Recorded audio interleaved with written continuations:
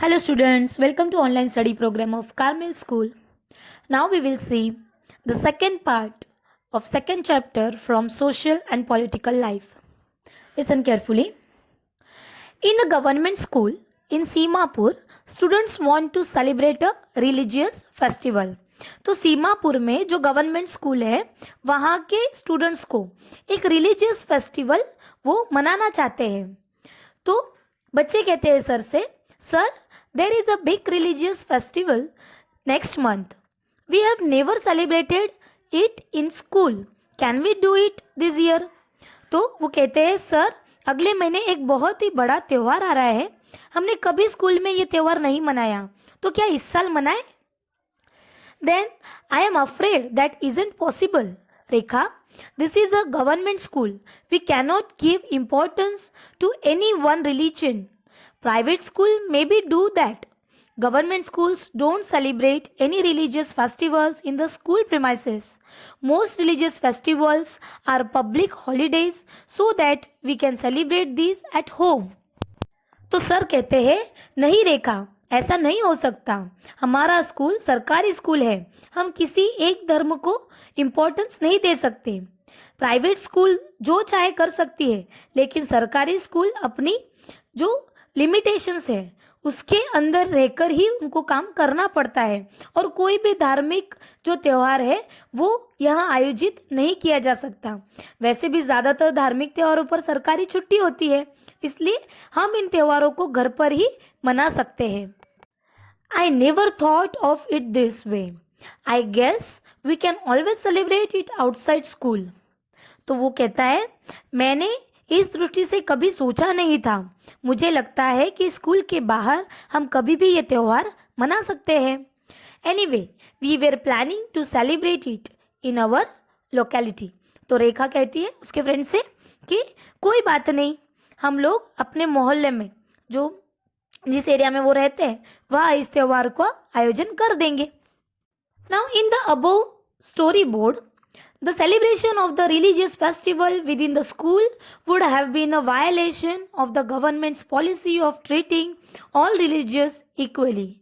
Government schools cannot promote any one religion either in their morning prayers or through religious celebrations. This rule does not apply to private schools. तो ऊपर का जो picture में जो incident है उसमें हम लोगों ने देखा कि स्कूल के अंदर किसी भी धार्मिक त्यौहार का आयोजन सभी धर्मों के साथ एक जैसा व्यवहार करने की जो सरकारी नीति है उसके खिलाफ होता है. तो सरकारी स्कूल अपनी जो सुबह की प्रेयर्स होती है या धार्मिक जो आयोजन होते हैं उसके ज़रिए किसी एक धर्म को बढ़ावा नहीं दे सकते और ये जो नियम है वो प्राइवेट स्कूल पर लागू नहीं है. Then the second way in which Indian secularism works to prevent the above domination is through a strategy of non-interference.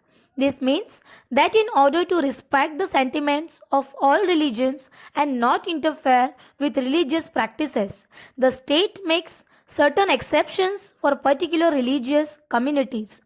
तो धार्मिक वर्चस्व को रोकने के लिए जो भारतीय धर्मनिरपेक्षता है उसका दूसरा एक तरीका है नॉन इंटरफेरेंस. इसका मतलब है कि सभी धर्मों की भावनाओं का सम्मान करने और उसमें दखल देने के लिए राज्य कुछ खास धार्मिक समुदायों को, कुछ ऐसे रिलीजियस कम्युनिटीज़ हैं जिनको कुछ विशेष छूट दी गई है, उनको मतलब एक्सेप्शन मतलब विशेष अधिकार उनको मिले हुए हैं. तो अभी हम नेक्स्ट पिक्चर्स में देखेंगे. A group of friend who have recently bought scooters are meeting to go for a ride together. तो कुछ दोस्तों ने हाल ही में स्कूटर खरीदे हैं और वे साथ साथ स्कूटर पे सैर पर जाने की तैयारी कर रहे हैं. तो पहला दोस्त कहता है hey I hope you have a helmet, you know the law in Delhi requires that you wear one. Why aren't you wearing a helmet, do you want to be fined. तो वो कहता है अरे तुम्हारे पास हेलमेट तो है ना, दिल्ली में सबको हेलमेट पहनना पड़ता है, यही कानून है, फिर तुमने हेलमेट क्यों नहीं पहना, जुर्माना भरने का बड़ा शौक है क्या. तो वो कहता है don't worry I will not be fined, फिक्र मत करो मुझे जुर्माना नहीं भरना पड़ेगा. Hey Paramjit why won't you be fine, अरे परमजीत, तुम पर जुर्माना क्यों नहीं होगा? For Sikhs, wearing a pagri is a very important part of our religion. The government cannot force me to wear a helmet. देखो, पगड़ी पहनना सिख धर्म का एक बुनियादी उसूल है उनके रिलीजियस में, इसीलिए सरकार मुझे हेलमेट पहनने के लिए मजबूर नहीं कर सकती.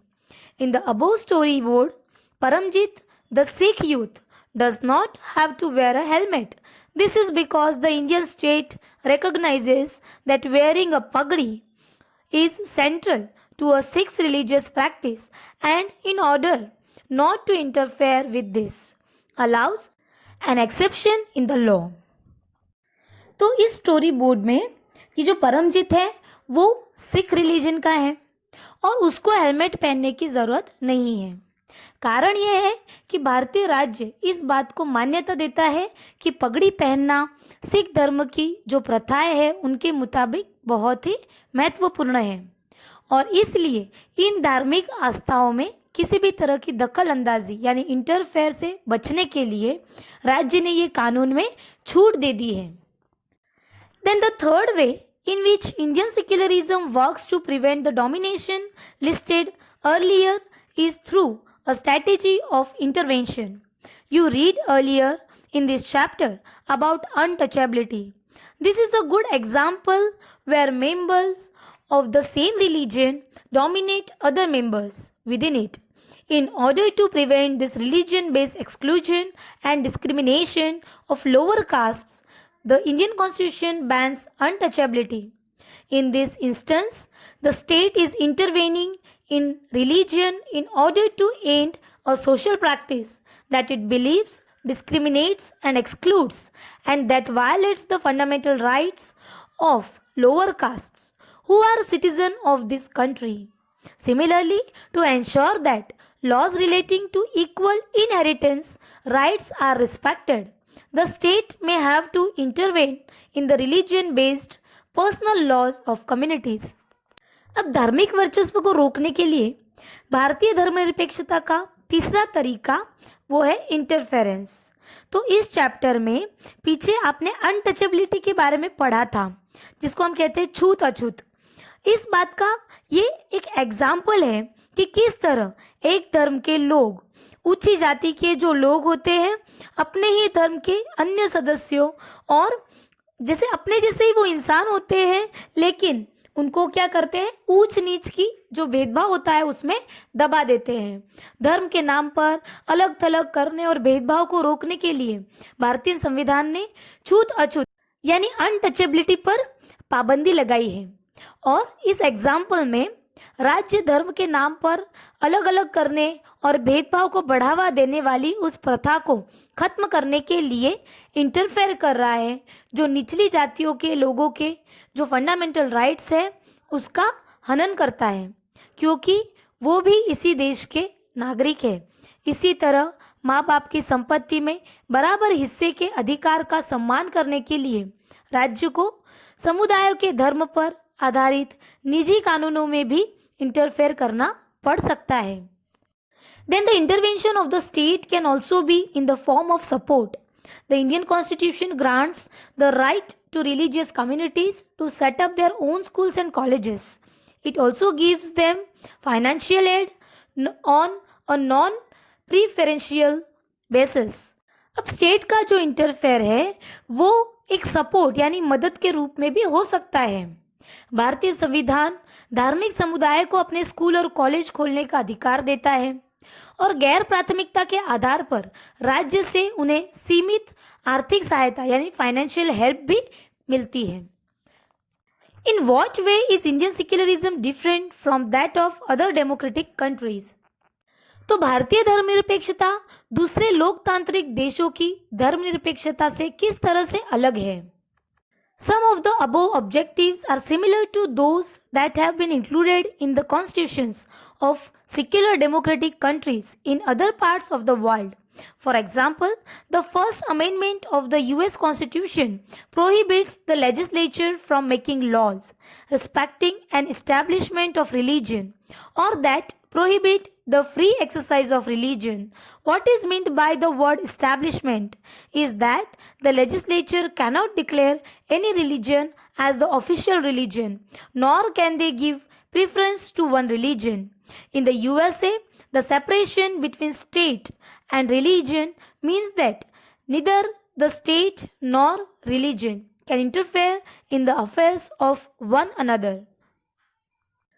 अब ऊपर दिए गए तीनों जो उद्देश्य हम लोगों ने देखे, दुनिया के किसी भी धर्मनिरपेक्ष लोकतांत्रिक देशों के संविधान में दिए गए उद्देश्यों से मिलते जुलते हैं।